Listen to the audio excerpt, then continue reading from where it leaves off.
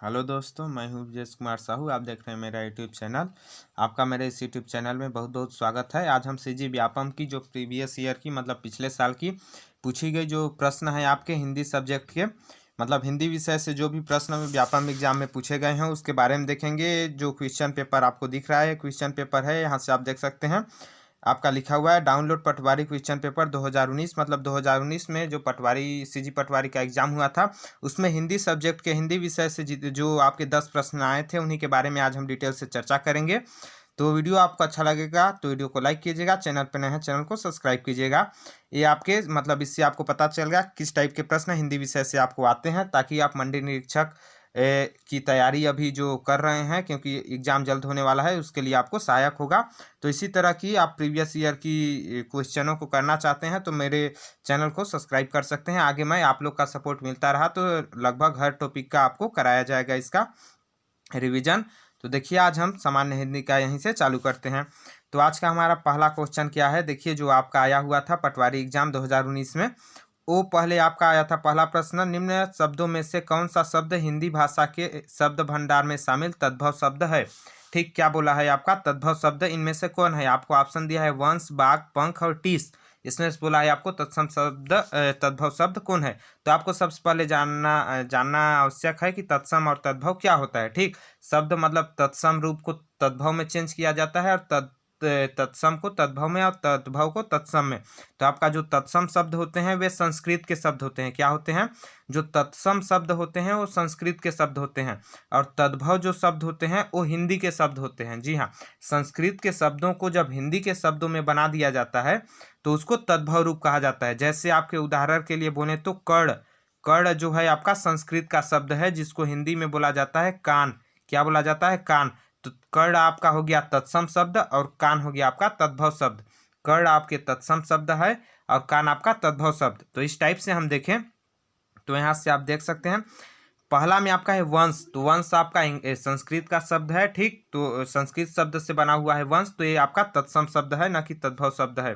और बाघ ये भी आपका तत्सम शब्द है, तद्भव शब्द नहीं है। लेकिन यहाँ जो पंख है आपका, ठीक, पंख का जो आपका तत्सम शब्द होता है वो होता है आपका पक्ष। जी हाँ, पक्ष शब्द से मिलकर बना है पंख। तो पंख आपका है तद्भव शब्द यहाँ और इसका तत्सम शब्द है पक्ष। ठीक, तो ये जो आपके चार ऑप्शन दिए हुए हैं वंश, बाघ, पंख व टीस, इसमें आपका पंख है तद्भव शब्द, बाकी सभी हैं आपके तद्भव शब्द।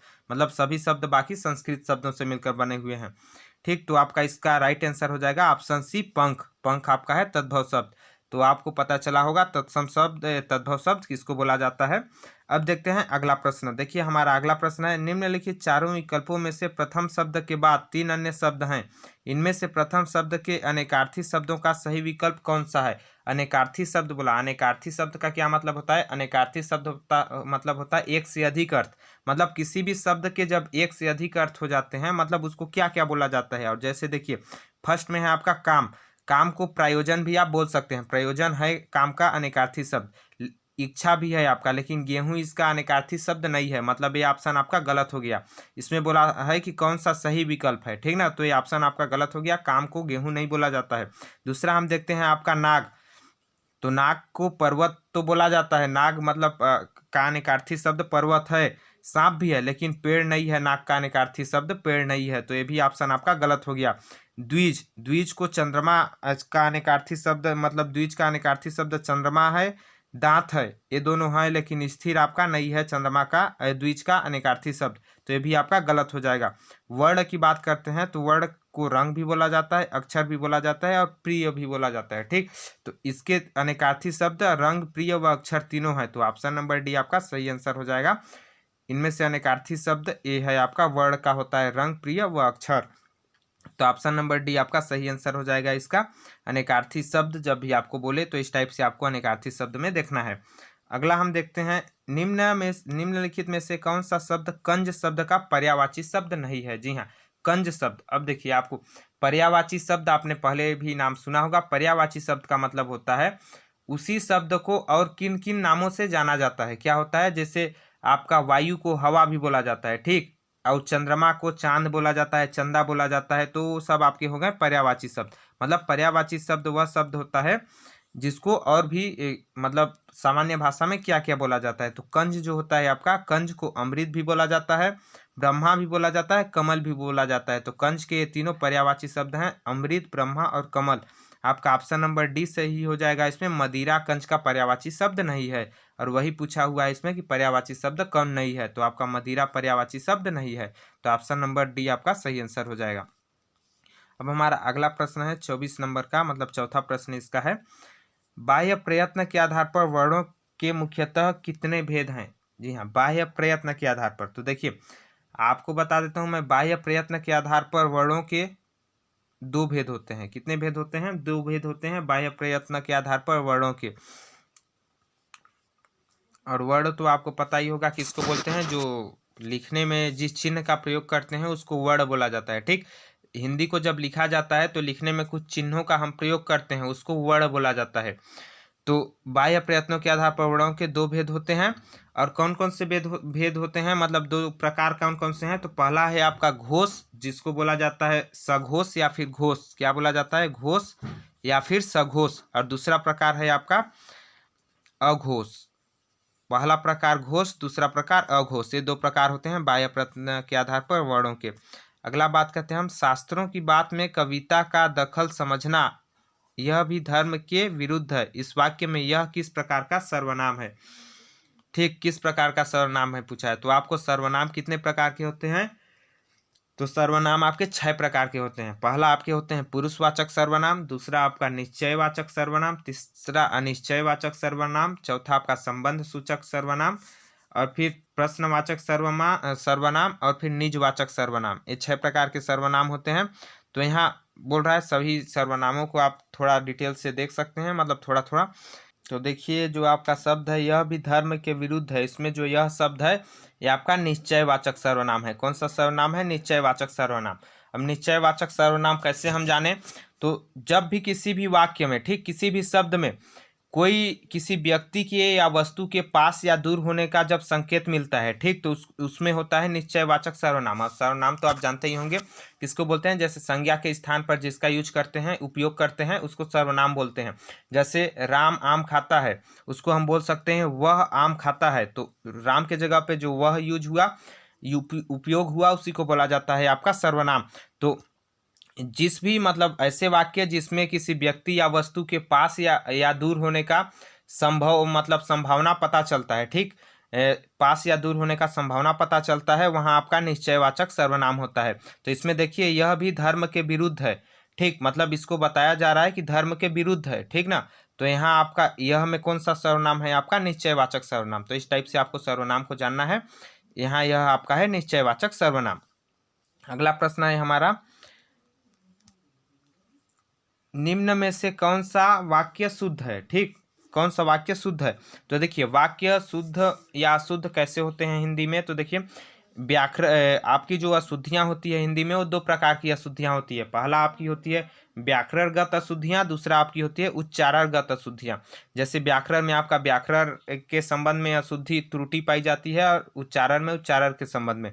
तो इसको हम पढ़ते हैं, उसके बाद हमको खुद ही पता चल जाएगा। देखिए आपका पहला, इतने में क्या देखते हैं कि सामने, इतने में क्या देखते हैं कि सामने नंगी तलवार लिए वह खड़ा है। ठीक, इतने में क्या देखते हैं कि सामने नंगी तलवार लिए वह खड़ा है। एक वाक्य है आपका। अगला वाक्य है, वह अनेक वर्षों से वहां पढ़ता था, पढ़ाता था। ध्यान से देखें तो इस शब्द में आपको गलती नजर आ रहा है। कहाँ नजर आ रहा है? वह अनेक वर्षों से वहां पढ़ाता था, और मतलब पढ़ता था और पढ़ाता था। आप बोलेंगे यहाँ कैसे बोलेंगे? मान लीजिए आपको बोलना है तो बोलेंगे वह अनेक वर्षों से वहां पढ़ता था और पढ़ाता था, या फिर बोलेंगे वह अनेक वर्षों से वहां पढ़ता था तथा पढ़ाता था। और यहाँ डायरेक्ट लिखा हुआ है वह अनेक वर्षों से वहां पढ़ता था, पढ़ाता था। तो यहाँ जो आपका बीच में शब्द है और शब्द या फिर तथा शब्द नहीं जोड़ा गया है, तो ये शब्द आपका गलत शब्द हो गया। ठीक, ये आपका अशुद्ध शब्द हो गया। उसके बाद तीसरा सी है आपका, तुम्हारे पिता को आने दो तो तुम्हें मैं मजा चखाता हूँ। ठीक, तुम्हारे पिताजी को आने दो तो तुम्हें मैं मजा चखाता हूँ। ये भी आपका गलत टाइप का लग रहा है। देखिए इसको सही बोलेंगे तो क्या बोलेंगे? तुम्हारे पिताजी को आने दो तो मैं तुम्हें मजा चखाता हूँ। मैं यहाँ आपका सामने आ जाएगा, तुम्हें के सामने मैं आएगा। मैं, तुम्हारे पिताजी को आने दो तो मैं तुम्हें मजा चखाता हूँ, तो ये भी आपका गलत सेंटेंस है, गलत वाक्य है। चौथा आपका उपर्युक्त सभी दिया है, तो ये भी आपका गलत है क्योंकि सभी तो सही है नहीं है। तो आपका कौन सा वाक्य शुद्ध है, तो ये हो जाएगा ऑप्शन नंबर ए आपका इसका सही आंसर। इतने में क्या देखते हैं कि सामने नंगी तलवार लिए वह खड़ा है।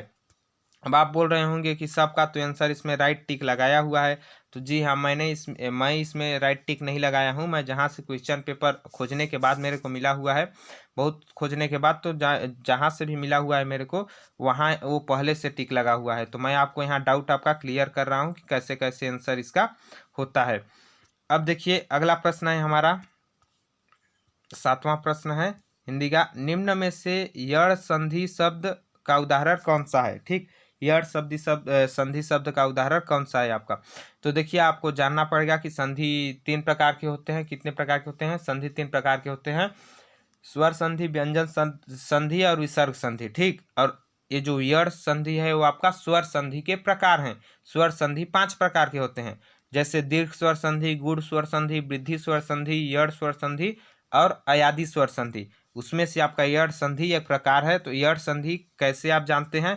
देखिए यड़ संधि में आपका होता है छोटा ई शुरू में होता है। ठीक, मतलब छोटा ई या फिर बड़ा ई प्लस या फिर उ प्लस, ये 3 शब्द आपको आएंगे शुरू में।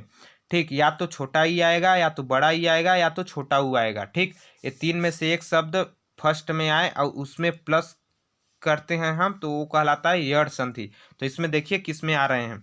इसमें हम देखें तो फर्स्ट में क्या है आपका महा। ठीक, महा है, महा में आपका क्या आ रहा है? लास्ट में आ रहा है। ठीक, मतलब फर्स्ट में है आ रहा है। और इसमें क्या आता है आपका यड़ संधि में? छोटा ई, बड़ा ई और फिर छोटा ऊ। ठीक, इसमें भी आपका आ रहा है महा, इसमें भी आ रहा है। और आगे हम बात करते हैं तो इसमें आपका क्या आ रहा है? ऊ आ रहा है। ठीक, ऊ आ रहा है, मनु ऊ आ रहा है। उसके बाद आपका वधु, इसमें आपका बड़ा ऊ आ रहा है। ठीक, तो आपका यड़ संधि में हमेशा आता है या तो छोटा ई, या तो बड़ा ई, या तो ऊ आता है छोटा ऊ। तो यहाँ आपका ऑप्शन नंबर सी में छोटा ऊ आ रहा है, तो ऑप्शन नंबर सी आपका सही आंसर हो जाएगा। मतलब मनु प्लस अंतर बराबर मनुअंतर, ये है आपका यड़ स्वर संधि। तो ये आपका ऑप्शन नंबर सी सही आंसर हो जाएगा, यड़ स्वर संधि का उदाहरण है। अगला प्रश्न है हमारा, निम्न काव्य पंक्ति में भ्रांतिमान अलंकार का उदाहरण है। जी हाँ, भ्रांतिमान अलंकार। अब देखिए आपको भ्रांतिमान अलंकार क्या होता है, तो आप जान लीजिए। भ्रांतिमान अलंकार का मतलब होता है भ्रम पैदा होना। क्या होता है? भ्रम पैदा होना, मतलब जिसमें आप देखकर खुद कंफ्यूज हो जाते हैं, जिसको पढ़ने के बाद आप कंफ्यूज हो जाते हैं, वहाँ भ्रांतिमान अलंकार होता है। ठीक, मतलब आप कंफ्यूज हो जाते हैं या फिर भ्रम में पैदा हो जाते हैं, तो वहाँ भ्रांतिमान अलंकार होता है। तो देखिए इसमें आप बोलें तो कहीं सप्रेम एक एक पाही, राम लखन सखी हुई कि नहीं, ये आपका कोई भ्रम नहीं पैदा कर रहा है। यहाँ देखिए यदि आप बी ऑप्शन को देखते हैं तो देखिए नारी बीच सारी है कि सारी बीच नारी है कि सारी ही की नारी है कि नारी ही की सारी है। क्या बोल रहा है? सारी बीच नारी है कि नारी बीच सारी है कि सारी ही की नारी है कि नारी ही की सारी है। इसमें आपको बोल रहा है कि नारी के बीच में सारी है कि सारी के बीच में नारी है। यहाँ आपको भ्रम पैदा हो रहा है, ठीक ना, क्योंकि नारी व सारी दोनों सभी जगह आ रहे हैं। ध्यान से इसको पढ़िए तो खुदे को पता चल जाएगा कि दोनों जगह आ रहे हैं, मतलब सभी जगह ही आ रहे हैं। तो इसमें आपका क्या हो रहा है? भ्रम पैदा हो रहा है। ठीक, तो आपका भ्रांतिमान अलंकार इसमें हो जाएगा। तो ऑप्शन नंबर बी आपका सही आंसर हो जाएगा। जिसमें भ्रम पैदा हो वहाँ भ्रांतिमान अलंकार होता है। अगला प्रश्न है हमारा 9वां प्रश्न, दोहा छंद। दोहा छंद के प्रत्येक चरण में कितनी मात्राएं होती है? ठीक, दोहा छंद के प्रत्येक चरण में कितनी मात्राएं होती है? तो छंद आपको पता होगा, छंद कितने प्रकार के होते हैं? छंद 2 प्रकार के होते हैं, मात्रिक छंद और कितने प्रकार के होते हैं आपके? छंद 2 प्रकार के होते हैं। पहला आपका मात्रिक छंद होता है, दूसरा आपका वर्णिक छंद होता है। ठीक, मात्रिक छंद में मात्राओं की गणना की जाती है, वर्णिक छंद में वर्णों की गणना की जाती है। और छंद में दो मतलब चिन्ह का प्रयोग करते हैं, जिसको लघु व गुरु बोला जाता है।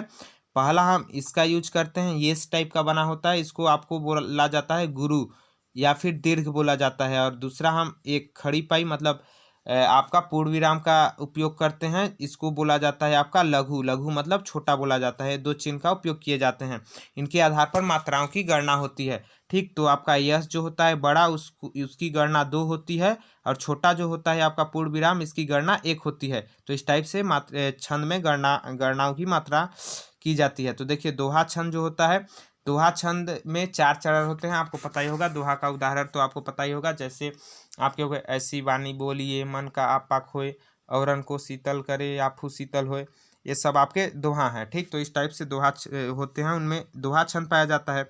तो उनके जो पहले और तीसरे चरण होते हैं, ठीक, पहले चरण व तीसरे चरण में 13-13 मात्राएं होती है, और दूसरे व चौथे चरण में 11-11 मात्राएं होती है। ठीक, तो पहले में 13 हो गया, दूसरे में 11, तीसरे में 13, चौथे में 11, ये मात्राएं होती है आपके दोहा छंद में। ठीक, तो ऑप्शन नंबर ए में दिया है, पहले में 13, दूसरे में 11, तीसरे में 13, चौथे में 11। तो ऑप्शन नंबर ए आपका सही आंसर हो जाएगा। मतलब दोहा छंद में पहले व तीसरे चरण में 13-13 मात्राएं होती है, दूसरे व चौथे चरण में 11-11 मात्राएं होती है। इसी का उल्टा आपका होता है सोरठा और रोला। क्या होता है? सोरठा और रोला। जो आपका सोरठा होता है और फिर रोला होता है, ये दोहा छंद के जस्ट उल्टा होते हैं। मतलब दोहा छंद में पहले व तीसरे चरण में 13-13 मात्राएं होती है, दूसरे व चौथे में 11-11, लेकिन सोरठा और रोला में क्या होता है, पहले व तीसरे चरण में 11-11 मात्राएं होती है। क्या होती है? पहले व तीसरे चरण में 11-11 मात्राएं, और दूसरे व चौथे चरण में 13-13 मात्राएं होती है सोरठा और रोला में। मतलब दोहा का जस्ट उल्टा होता है आपका सोरठा और रोला। ठीक, तो ये इसका आपका ऑप्शन नंबर ए सही आंसर हो जाएगा। अगला प्रश्न है हमारा,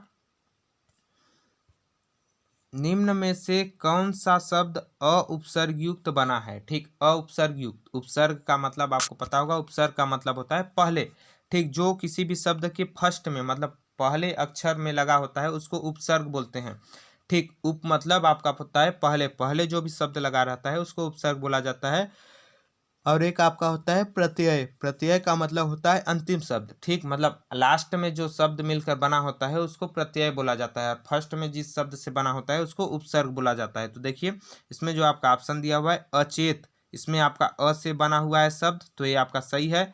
अथाह, इसमें भी आपका अ से बना हुआ है, मतलब ये भी आपका सही है। तीसरा है आपका अबेर, इसमें भी आपका अ से बना हुआ है, तो ये भी आपका सही है। मतलब तीनों ऑप्शन आपके सही हैं।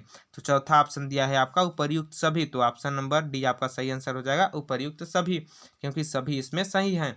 तो ये थे। अब देखिए यहाँ से आपका अंग्रेजी चालू हो गया, इसका मैं आपको अगले वीडियो में कराऊंगा। ठीक, जैसे आपका सपोर्ट रहा तो आपको सभी विषयों के टॉपिक कराए जाएंगे। तो ये था आज का हमारा हिंदी का वीडियो। तो आपको वीडियो कैसा लगा आप कमेंट बॉक्स में कमेंट करके जरूर बताइएगा। वीडियो अच्छा लगा होगा तो वीडियो को लाइक कीजिएगा, चैनल पे नए हैं चैनल को सब्सक्राइब कीजिएगा। वीडियो देखने के लिए बहुत बहुत धन्यवाद। जल्द मिलेंगे अगले वीडियो में, तब तक के लिए जय हिंद, जय भारत, जय छत्तीसगढ़।